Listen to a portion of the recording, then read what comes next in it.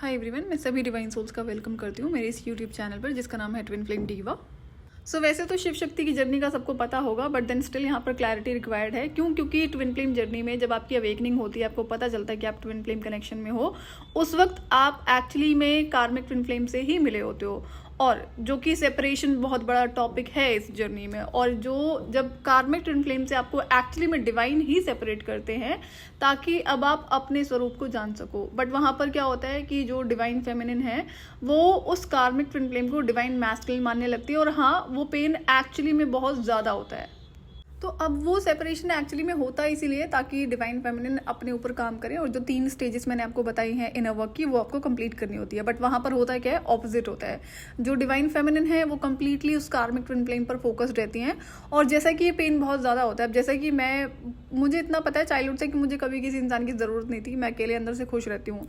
लेकिन जब मैं कार्मिक ट्विन फ्लेम से मिलती हूँ 2011 में, अगर आपने स्टोरी सुनी है, तो वो एक अलग लेवल की, जो एक्स्ट्रा ऑर्डिनरी लेवल की जो हैप्पीनेस थी, इनर चाइल्ड का सुपर एक्टिव हो जाना, उसका भी मेरा भी, तो वो 2.5 साल मैंने उसके साथ में काम करा है, तो मुझे उस टाइम का पता नहीं चला। लेकिन जब मैं अपनी कंपनी शिफ्ट करती हूँ, तो वहाँ पर क्या होता है कि अचानक से ना मेरी हेल्थ पे बहुत ज़्यादा फर्क पड़ने लगता है। 2014 से एक्चुअली में ब्लैक मैजिक भी बहुत ज़्यादा पीक पर था, लेकिन स्टिल तो मैं खुद से सवाल करती थी कि मैं तो हमेशा से अंदर से खुश रहती थी, अचानक ये क्या हुआ कि मैं इस इंसान को देख नहीं पा रही हूँ, ये मेरे आसपास नहीं है। तो मैं सोचती थी कि एक इंसान का मेरे मेंटल और इमोशनल लेवल पर इतना ज़्यादा असर है, जो कि मैं इस कैटेगरी में आती नहीं हूँ। जिस हिसाब से और लोगों को देखा है मैंने कि अगर फीलिंग्स हैं और इमोशंस हैं तो आप दूसरे इंसान के लिए कुछ भी करने को तैयार हो जाते हो। तो मेरी डेफिनेशन हमेशा से क्लियर रही हैं।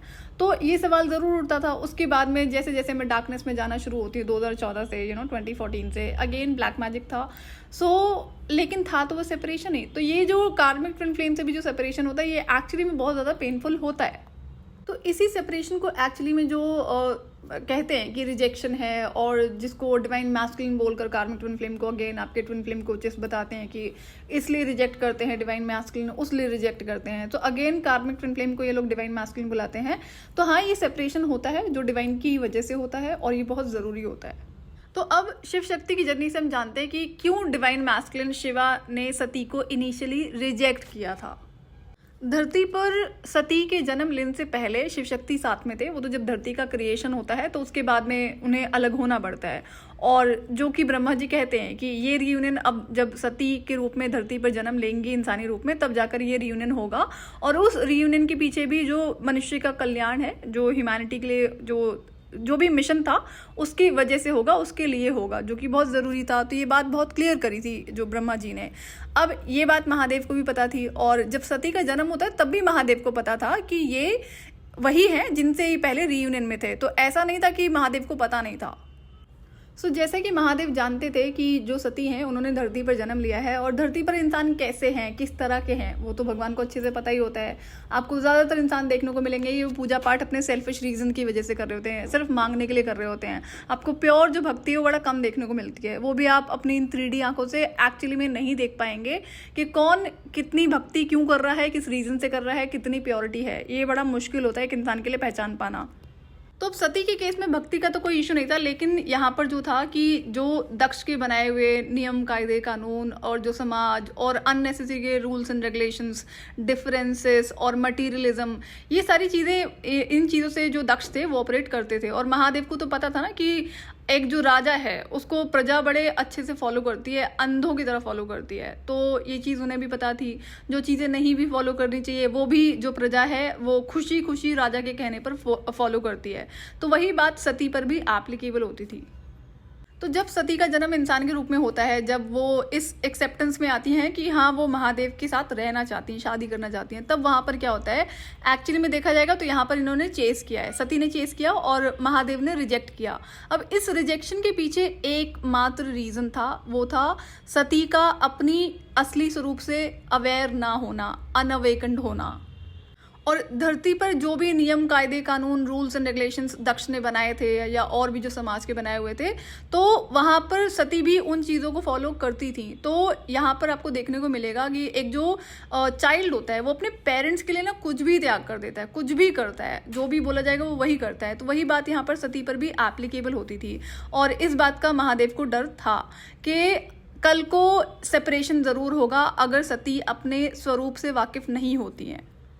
तो शिवा ने जो रिजेक्ट किया था सती को, उसका एकमात्र रीज़न था कि उनको अच्छे से पता था कि अगर ये अपने स्वरूप से वाकिफ नहीं होंगी तो ये रियूनियन अगर हो भी जाएगा ना, उनकी शादी हो भी जाएगी, तो ये सेपरेशन फिर से होगा। और प्यार तो ऑब्वियस सी बात है शिवा करते थे, क्योंकि पहले तो उनके साथ में थे ना, बाद में सती ने जब धरती पे जन्म लिया है तब दोबारा से रियूनियन होना था। तो कौन चाहता है सेपरेशन? कोई भी नहीं चाहता है। अगर आप एक जेन्युइनली ट्रू लव में है तो चाहे आप मैस्कुलिन है फेमिनिन है, कोई भी सेपरेट नहीं होना चाहता है। जो महादेव का डर था, डर तो क्या था, सच्चाई थी। उनको बहुत अच्छे से पता था कि इंसान किस तरह से धरती पर रहते हैं, किस किस तरह के उनका माइंड सेट होता है किस तरह का, और उसकी वजह से वो क्या क्या गलतियां करते हैं। तो वो सिर्फ एक फियर था जो कि रियलिटी में एक्चुअली में बदल जाता है सेपरेशन का। जब समहाउ शादी होती है सती की महादेव से, एंड देन उसके बाद में क्या होता है, दक्ष तो नहीं सुधरते हैं, दक्ष तो वैसे ही रहे। जब सती की शादी हो जाती है महादेव से, तो दक्ष जो है वो यज्ञ रखते हैं जिसमें वो महादेव और सती को दोनों को ही इनवाइट नहीं करते हैं। अब वहाँ पर क्या होता है, सती को पता चलता है तो सती जाने के लिए जिद करती हैं। तो महादेव ने बोला कि हमें बुलाया नहीं गया तो हमें नहीं जाना चाहिए, लेकिन सती नहीं सुनती हैं। अगेन क्यों नहीं सुनती हैं? वही जो आपका धरती पर कि वो माता पिता हैं, वो तो बहुत अच्छे हैं, वो तो मान जाएंगे। तो जो दक्ष थे वो बदले नहीं, उन्होंने सिर्फ ढोंग करा एक्सेप्टेंस का सती और महादेव को, जिसे सती समझ नहीं पाई। सती क्यों नहीं समझ पाई? क्योंकि अपने स्वरूप से वो वाकिफ नहीं थी, अपनी इनर कॉलिंग को, इंट्यूशन को वो स्टिल इग्नोर करती रही। तो जब वो जाने लगती हैं उस यज्ञ में दक्ष के घर पर, तो वो महादेव के रोकने पर भी जाती हैं और महादेव को जाते जाते कसम देकर जाती हैं कि आप नहीं रोकेंगे उन्हें। तो जब वहां पर जाती हैं तब दक्ष क्या करते हैं, महादेव के लिए भला बुरा बोलते हैं, जिसकी वजह से वहां पर सती अपनी लाइफ को खुद से एंड कर लेती हैं। अब क्या होता है, सेपरेशन होता है। तो जिस बात का डर महादेव को था वो रियलिटी में बदल जाता है। शादी होने के बाद भी सेपरेशन होता है। तो जब शादी के बाद सती अपनी लाइफ को एंड कर लेती हैं, तब महादेव एक्सट्रीम पेन से गो थ्रू करते हैं। फिर जैसे जैसे जितने सालों तक फिर वो पेन में रहे हैं, उसके बाद फिर वो ध्यान में चले जाते हैं। फिर जब ध्यान में जाते हैं उसके बाद दोबारा आंखें तभी खोलते हैं जब सती पार्वती के रूप में जन्म लेकर और अपने रूप में अवेयर होते हैं कि वो कौन थी, पिछले जन्म में वो सती थी, कैसे उन्होंने अपनी लाइफ को एंड किया। तो आकर बहुत क्षमा मांगती हैं महादेव से, तब जाकर वो आंखें खोलते हैं। वहां पर भी उन्हें एक इशू फेस करना पड़ता है जो कि कर्स लगता है। वो आई एम श्योर कि आपको पता होगी वो चीज़ें। तो जब सती पार्वती के रूप में जन्म लेती हैं तब भी महादेव उन्हें एक्सेप्ट करने के लिए रेडी नहीं होते हैं। उन्हें फिर से वही डर था कि फिर से वही होगा। क्यों? क्योंकि अभी भी तो प्रॉपर शक्ति के रूप में नहीं थी ना, उसके बाद भी उन्हें इन्वॉक करना पड़ता है। लेकिन तो नारायण और ब्रह्मा जी के समझाने पर महादेव पार्वती को एक्सेप्ट करते हैं। क्यों? क्योंकि इस बार काफी डिफरेंसेस थे। जैसे सती को अपनी शक्तियों का बिल्कुल भी नहीं पता था, इस बार पार्वती को काफी हद तक अपने स्वरूप का पता होता है। तो जो गलती पहले हुई थी उसके इस बार ना होने के बहुत कम चांसेस है, तब जाकर महादेव उन्हें एक्सेप्ट करते हैं। लेकिन यहाँ पर भी पार्वती को एक्सेप्ट करने के लिए वो रेडी नहीं होते महादेव। तो बहुत समझाने पर कि ये सृष्टि के लिए बहुत ज़रूरी है, धरती के लिए बहुत ज़रूरी है, इसलिए ये रियूनियन में उन्हें आना होगा, तब जाकर वो महादेव उन्हें एक्सेप्ट करते हैं पार्वती को। लेकिन पार्वती के रूप में आने के बाद भी वो बहुत सारी अपनी शक्तियों से वाकिफ नहीं होती हैं, जिसके लिए बाद में वो ध्यान साधना और बड़ी सारी चीज़ें करती हैं, जिसे अगेन आपका एनर्जी इनवर्क ही कहते हैं। तब जाकर फिर कहीं महाकाली का जो उनका इनकारनेशन होता है, तो वो भी चीज़ें आपको पता होंगी। तो अगर आपको एक्चुअली में शिव शक्ति की जर्नी पता है तो आप ध्यान से देखोगे तो अगर इस जर्नी में किसी ने एक्सट्रीम पेन से गो थ्रू करा है तो वो सिर्फ महादेव है, सती नहीं, पार्वती नहीं। तो अगर सती को पता होता, अपने स्वरूप से वो वाकिफ होती हैं, उस एक्सेप्टेंस में होती हैं कि वो गॉडेस हैं, जगत जननी है, पूरे सृष्टि की माता है, और इंसान के घर में जन्म लेना वो तो सिर्फ एक रीज़न था ताकि उनका दोबारा से महादेव से रियूनियन हो सके। तो अपने स्वरूप से वाकिफ ना होने की वजह से ही वो उस लाइफ को एंड करती हैं। क्यों? क्योंकि उनके जो पिता थे वो बहुत इंपॉर्टेंट थे, और धरती पर अगर आप देखोगे तो हाँ, यहाँ पर बड़ी सारी कथा कहानियाँ आपको सुनाई जाती है कि माता पिता बहुत इंपॉर्टेंट होते हैं, जो कि बहुत अच्छी बातें होने चाहिए। लेकिन यहाँ गॉडेस के स्वरूप से अवेयर ना होने की वजह से ही वो अपनी लाइफ को एंड करती हैं। अगर वही बात किसी और ने बोली होती दक्ष के अलावा तो शायद वो अपनी लाइफ को एंड नहीं करती, उन्हें इतना फर्क नहीं पड़ता। तो अगर आप भी अपनी लाइफ में देखोगे तो जब आपको कोई अपना इंसान गलत भला बुरा बोलता है तो आपको ज्यादा दर्द होता है, ना कि कोई एक गैर इंसान कुछ बोले तब आपको ज्यादा दर्द होगा। तो इन चीजों से महादेव अवेयर थे कि धरती पे जन्म लेने के बाद में मनुष्य में क्या क्या चेंजेस होते हैं, कैसे वो अपनी जिंदगी को जीता है। तो सती के जन्म लेने से पहले धरती पर, उससे पहले जब सेपरेशन होता है सृष्टि के उद्धार के लिए, तब भी सेपरेशन के पेन से महादेव ने गो थ्रू करा। उसके बाद में जब वो सती के रूप में जन्म लेती हैं, फिर अपनी लाइफ को एंड करती हैं, तब पेन से कौन गो थ्रू करता है? वो भी सिर्फ महादेव। तो यहाँ पर इस जर्नी में अगर पेन से किसी ने गो थ्रू करा है तो वो सिर्फ डिवाइन मैस्कुलिन है, ना कि डिवाइन फेमिनिन।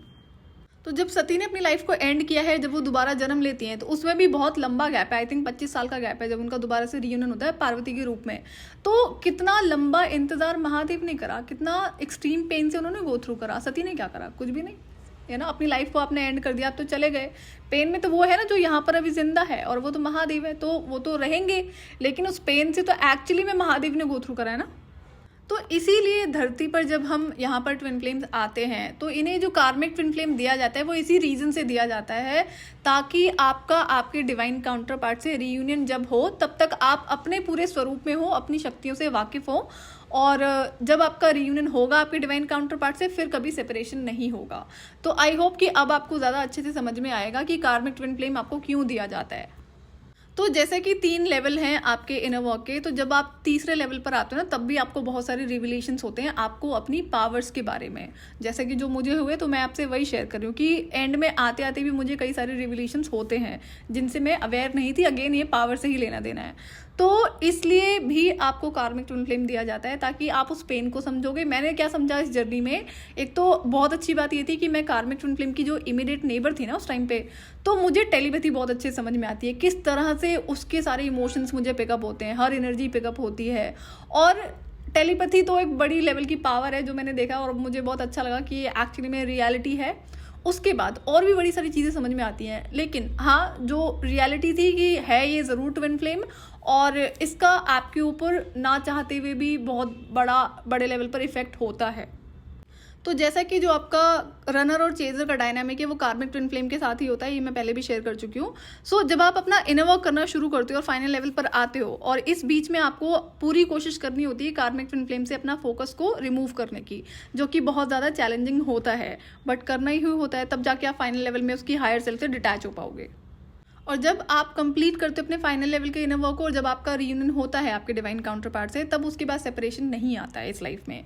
तो आई होप कि मैसेज क्लियर होगा कि अगर सती को अपने पूरे गॉडेस स्वरूप होने का पता होता, उस रियलिटी में होती, तो समाज, सोसाइटी, ये धरती के जो आपके माता पिता हैं, इन सब चीज़ों से उन पर फ़र्क नहीं पड़ता। वो जिस रीज़न से उन्होंने जन्म लिया था वो आगे चल के अपना मिशन पूरा करती, बट देन वहाँ पर होता ऑपोजिट है, और उसका रीज़न सिर्फ यही था कि आप अपने स्वरूप से वाकिफ़ नहीं थी। सो एक जो रियल डिवाइन फेमिनिन होती हैं, जो अपनी पावर से कनेक्टेड होती है, इंट्यूशन से कनेक्टेड होती है, आपके सामने कोई भी हो, किसी भी रिश्ते में हो, उस इंसान के छल कपट, उसकी नीयत, सेल्फिशनेस को आप उसके बिना बोले, बिना उसके किसी एक्शन के पहचान सकते हो। तो यहाँ पर क्या था, सती ने क्या करा कि गॉडेस होते हुए भी वो अपनी इंट्यूशन से कनेक्टेड नहीं थी, अपनी पावर से अवेयर नहीं थी। इसीलिए तो दक्ष की जो चालाकियाँ थी, जो दक्ष का जो मोटिव था कि दिखावे का एक्सेप्टेंस, कि उनकी शादी को एक्सेप्ट कर लिया, लेकिन बाद में भी वो बहुत सारी ऐसे दुष्कर्म करते हैं इंसल्ट करने के लिए, और एट द एंड क्या होता है, सती ने अपनी लाइफ को एंड करा। उसका रीज़न कौन बनता है? दक्ष, कि उन्होंने इंसल्ट करी। लेकिन अगेन यहाँ पर सती अगर पहले पहचान लेती कि वो सिर्फ एक दिखावा था, तब भी यहाँ पर चेंजेस हो सकते थे। बट अगेन जो जर्नी थी वो अभी सबको पता है, सो आई एम श्योर कि अभी आपको समझ में आया होगा कि सेपरेशन आपका कार्मिक ट्विन फ्लेम से क्यों होता है, और ये एक्चुअली में बहुत ज़रूरी होता है।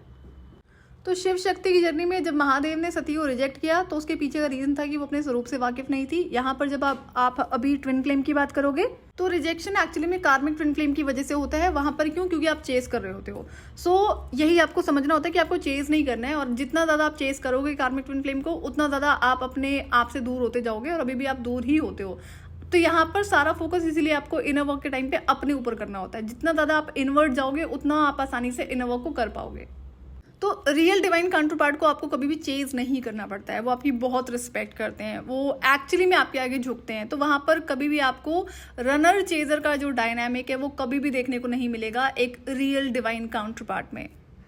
तो जब आप इनर वर्क करके अपने डिवाइन काउंटर पार्ट के साथ में रीयूनियन में आते हो, तो उसके बाद आपका कभी भी सेपरेशन नहीं होता है इस लाइफ में। सो आई होप कि आज की जो मेंटल क्लैरिटी है वो सेपरेशन पर और रिजेक्शन पर वो आपको समझ में आई होगी, कि जो रनर चेजर का डायनामिक है वो सिर्फ और सिर्फ आपकी कार्मिक ट्विन फ्लेम के साथ में होता है। शिव शक्ति की बात करेंगे कि रिजेक्शन क्यों किया था महादेव ने, तो उनको पता था कि ये इंसानी रूप में जन्मी है और अपने स्वरूप से वाकिफ नहीं है, तो उसके क्या रीजन हो सकते हैं। अगेन वो सेपरेशन का ही जो जो भय था उन्हें, और वो रियलिटी में बदल जाता है। तो मैं फिर से रिपीट करूंगी, शिव शक्ति की जर्नी में अगर किसी ने एक्सट्रीम पेन से गो थ्रू करा तो वो महादेव है। कई बार उन्होंने पेन से गो थ्रू करा है, सती ने नहीं, पार्वती ने नहीं। सो आज के लिए इतना ही। मैं आपसे फिर मिलूंगी नेक्स्ट वीडियो में। टिल देन आप अपना ध्यान रखिए और डिवाइन से कनेक्टेड रहिए।